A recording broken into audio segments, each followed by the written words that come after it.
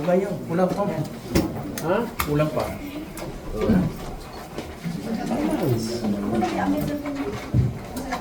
Kulang sa liwanag. Good afternoon, everyone. This is the House Rule. I am Renante Gigante, the Chief of the Investigation Division. House Rule, while during the proceedings, let us be quiet for the fast and efficient communication. Today is May 6, 2025. We are here for the conduct of administrative proceedings against Aliana Marie A. Ginaldo, aka Diana Matutlag. Appearances for the prosecution. Marvin Herrero, Special Investigator 3, Intelligence and Investigation. Ralph Galavan, Special Investigator 2, I Defense Counsel, For the defense attorney can Horacio. you please move your face down? Cellphone, pakita ko sa cellphone. Attorney Horacio Okay. for the defense. Sir, you are Jimmy. Okay. Sir Jimmy, so ikaw po yung nasa pick-up. Okay, Secretary, kindly take your oath. Please administer for a minute or two. As part of the Defense Counsel of the okay. Raise your right hand. Do you solemnly swear and affirm that whatever you testify in this proceeding will only be the truth, the whole truth, and nothing but the truth? Patay tayo. Sa gilid ka.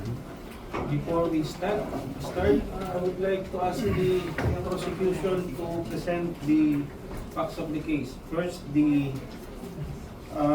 video that being sent to this office, and then later we verify the authenticity.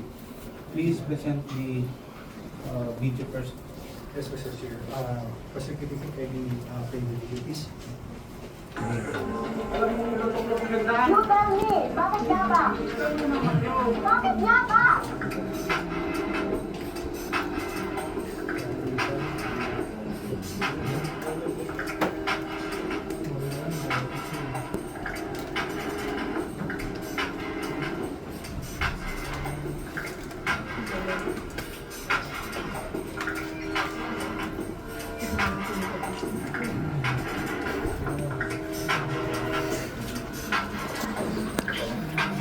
I know this is very without checking. Surroundings like a dumbass. I decided to speed ahead. Notice how he doesn't use the freaking signs here.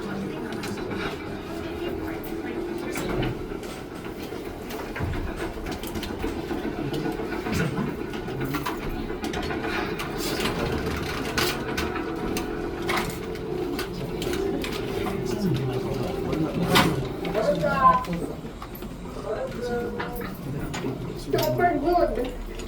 Super good naman. Ayan na pick up! Sapakin natin!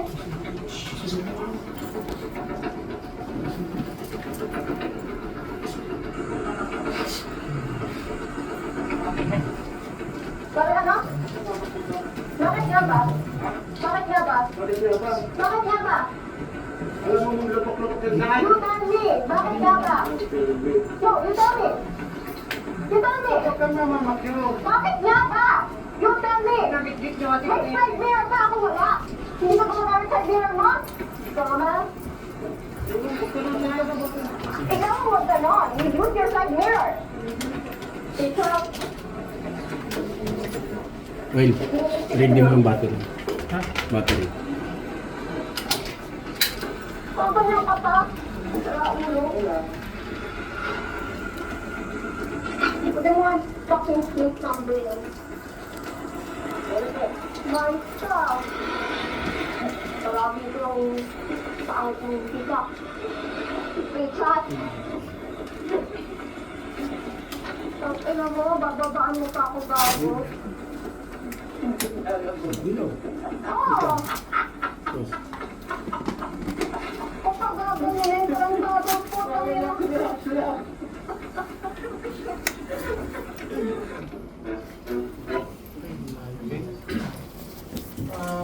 Prosecution. May I know when the exact incident happened? Mr. Chair, the incident happened on May 6, 2025, around 2 p.m. The incident happened in Zambales. Mr. Chair. Also, prosecution, may I know the history of whether or not Miss Diana has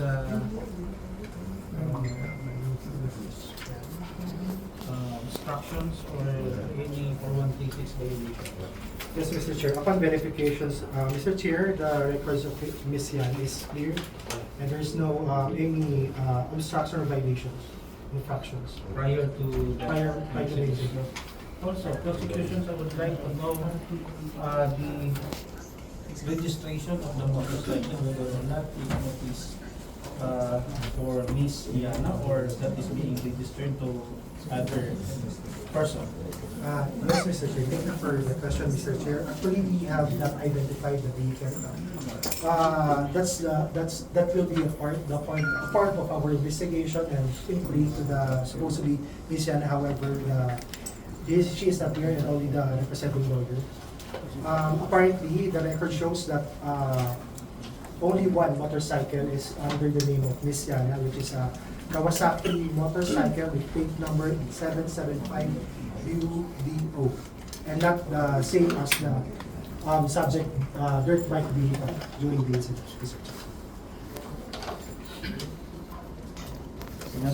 Not the motorcycle. Okay.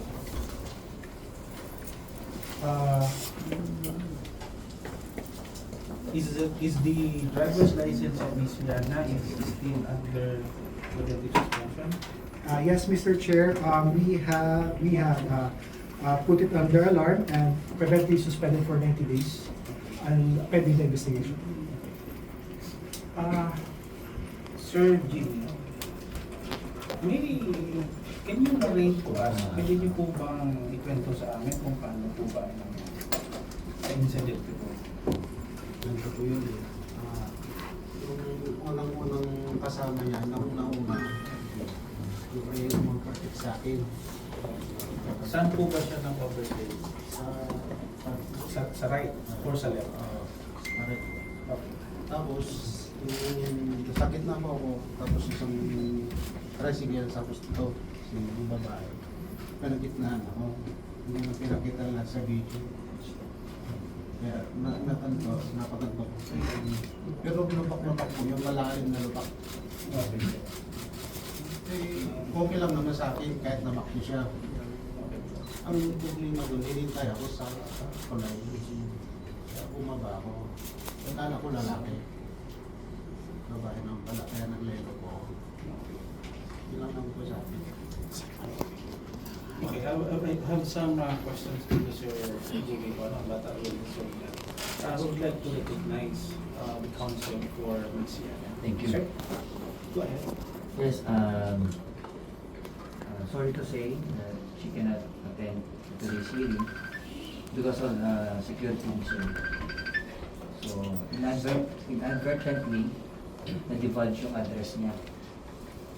Diba? So, maraming mga threats daw ang dumating sa kanya. Merong mga nagpapadala ng kung ano-ano. So, I highly suggest na sabi ko, you better remain sa house na lang. Kasi baka mamaya kung ano mangyari along the way, you can never tell. Sunod-sunod yung mga insidente na nababalitaan natin eh.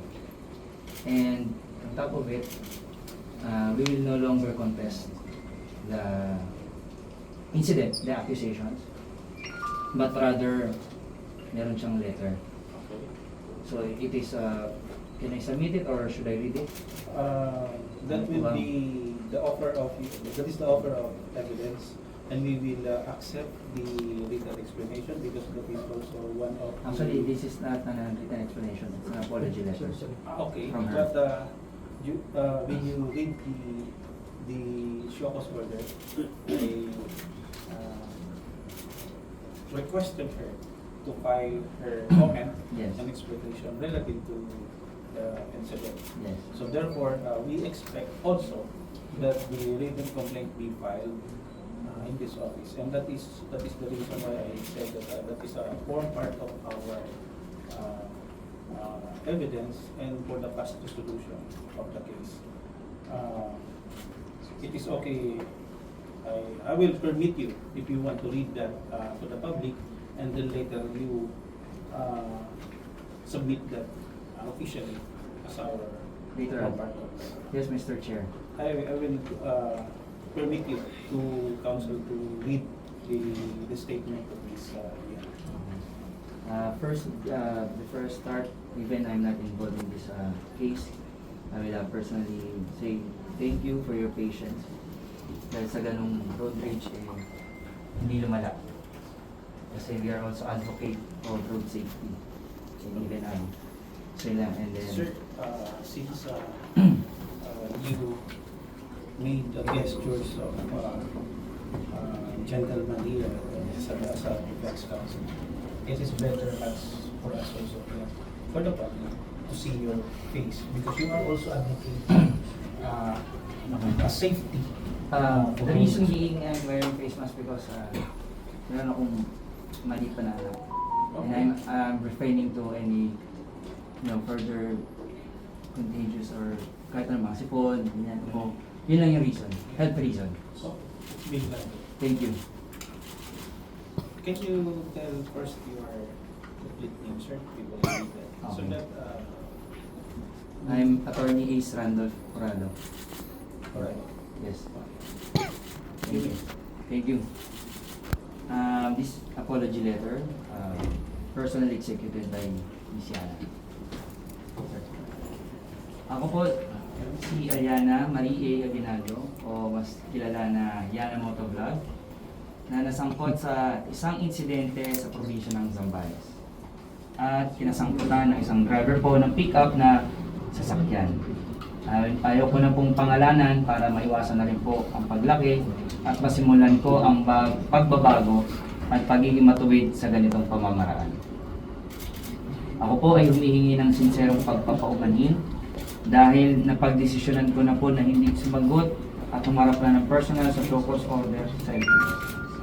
Ano man po ang maging desisyon patungkol sa aking maling nagawa ay lubos ko pong gagalangin at mapagkumbabang tatanggapin ang anumang kaparusahan na maaaring ipataw sa akin ng inyong ahensya.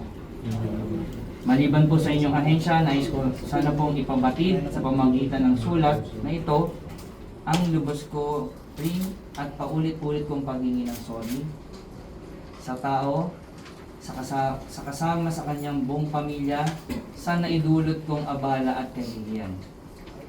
Nawa ay maghilom ang sugat ng aking naidulot sa tamang panahon.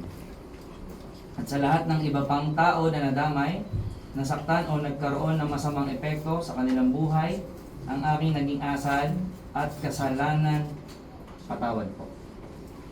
Alam ko po na hindi sapat ang sorry. Ngayon ay hinaharap ko ang kinahinatnan ng aking nagawa. Ang aking buong pamilya, lalo na ang maliit kong kapatid ay nadadamay. Samot-sari, kaliwat kanan ang mga insulto, negatibong komento at pagbabanta sa seguridad ng aking pamilya.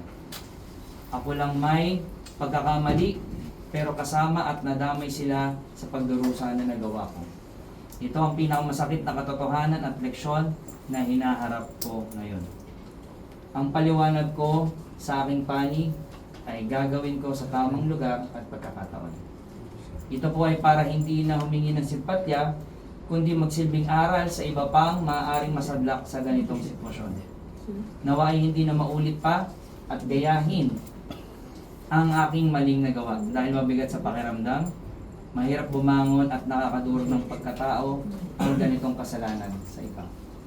Kaya ngayon, ang simula ng pagbabago at pagbawi ko sa aking sarili sa loob ng aking tahanan kasama ng aking buong pamilya. Muli, lubos pong paghingi ng paumanhin ng aking batid at pasasalamat sa anumang konsiderasyon at pag-unawa ng inyong maaaring maibahagi sa akin. Kumagalang, Ariana Mariana A. Aguinaldo. Thank you. Thank you po, Mr. Chair. Sir, just a follow-up question. Did you bring the license, driver's license of this? Actually, I was not able, but I will make a necessary promise, Your Honor, Your Chair, to bring it as soon as possible. Yes, She was not able to hand it to anyone or anybody. because it is also in the show cause order that the driver's license of this Yes. is direct. That I was the one who directed her to surrender because hindi naman naman po niya magagamit niya Yes. the entire. Just not to further make it worse, no, kasi naka-alarm ang license niya. Eh kung mahuli siya or ano pa man, masangkot siya sa isang accident or any, not only, hindi natin hinihingi yung pagkakataon, ano, let me clarify mo. But kung meron mang mangyari ulit, ma-side street man siya o hindi man niya kasalanan, ano, naka-alarm po yung driver's license, it may be closed. So, I personally undertake, Your Honor, Mr. Chair, sorry, to immediately surrender the Yes. driver's license in this office. yes, I'll personally undertake that. when you can do that. This week? outside. Mr. Chair, thank you. Today is Tuesday. Yes. Today is Tuesday. I am directing you to Until Friday.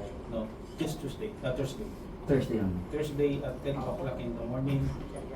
Please surrender the driver's license of this. Yes, Mr. Chair.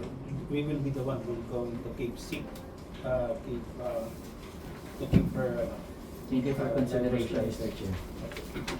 So again, how about who is the owner of the motorcycle that she's It belongs to one of her friends, but she did not divulge it any further. So, dyan tayo, sir, counsel, because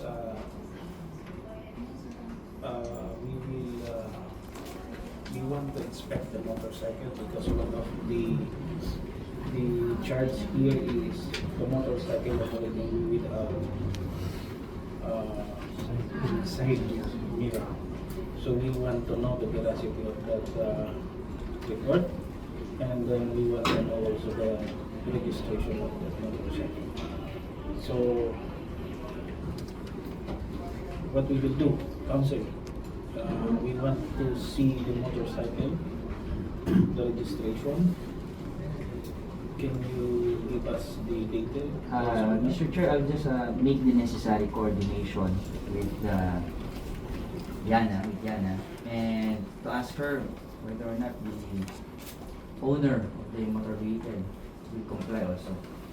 Because the hearing today will not stop on this Yana. It will go through the motorcycle itself because we want to know if that motorcycle is a roadworthy. So whether we like it or not, we will go and investigate who is the owner of the motorcycle, and we want to see physically the motorcycle for inspection. So I am also counseling the work with you to bring the motorcycle on Tuesday, 10 o'clock in the morning. Thursday. What is that date, Secretariat? May 9? This Thursday, Mr. Chair. Thursday. May 8th. May 8th, so that we can finish that by May 8th.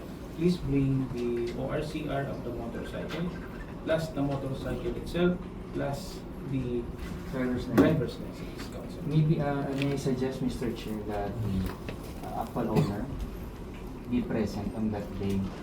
Okay. Because I wouldn't get involved or I will not touch that motorcycle. Okay. Yun lang yun. It is So, good. It is right, counsel. So, I will not going to issue any more an order, a written order, but I am directing you as a counsel to bring the owner of the motorcycle, which is in the motorcycle. and then make, this is a clarification for the body that Tuesday 10 a.m. will be the last hearing of this case. Thursday. Counsel, just to wrap up, please surrender the driver's license of Ms. Yana. Second, please bring the owner of the motorcycle together with the proper documents of the motorcycle for inspection purposes here at the North Bicol Inspection Center. Yes, sir. Dito ulit.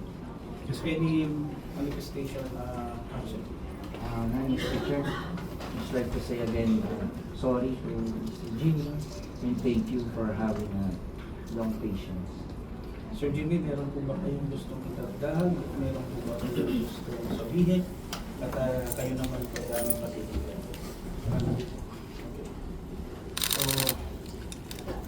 I would like to say thank you, Sir Jimmy, for your patience sa ano, nung sabi mo nga, nung nakita mo babae, naglaylo ka. Meron akong isang question. What if lalaki?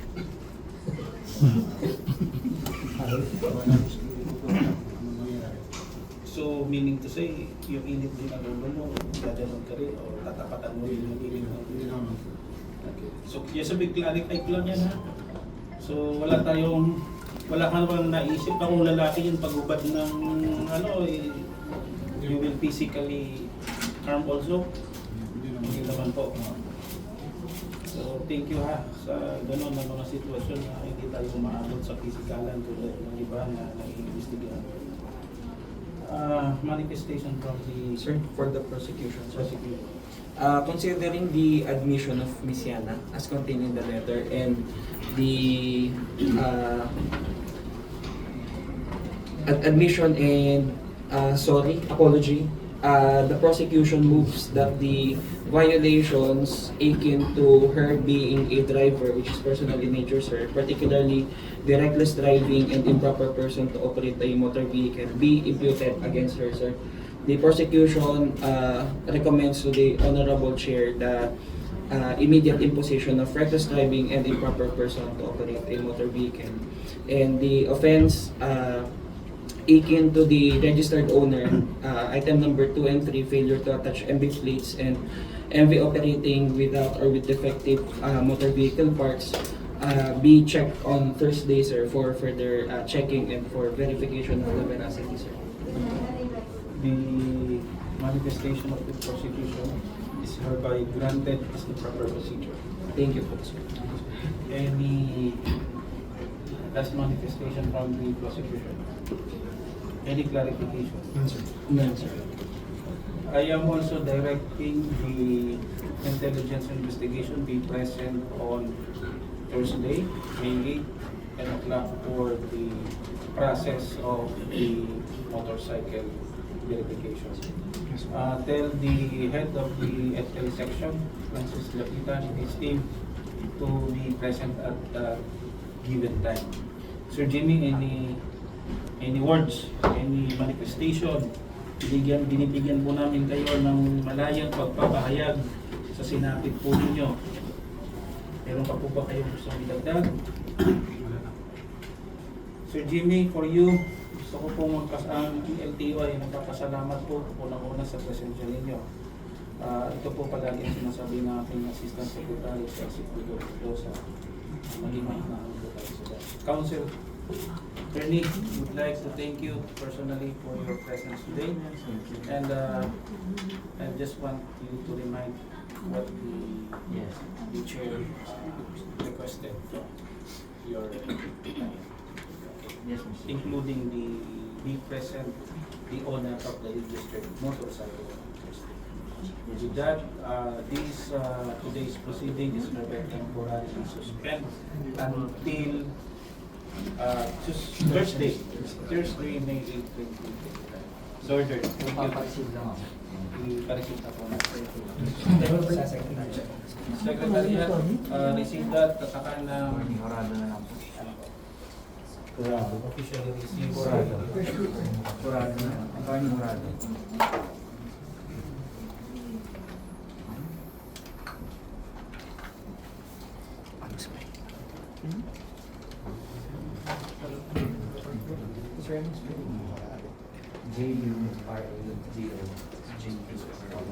Okay, thank you. Good afternoon. Good afternoon, sir. Okay, sir.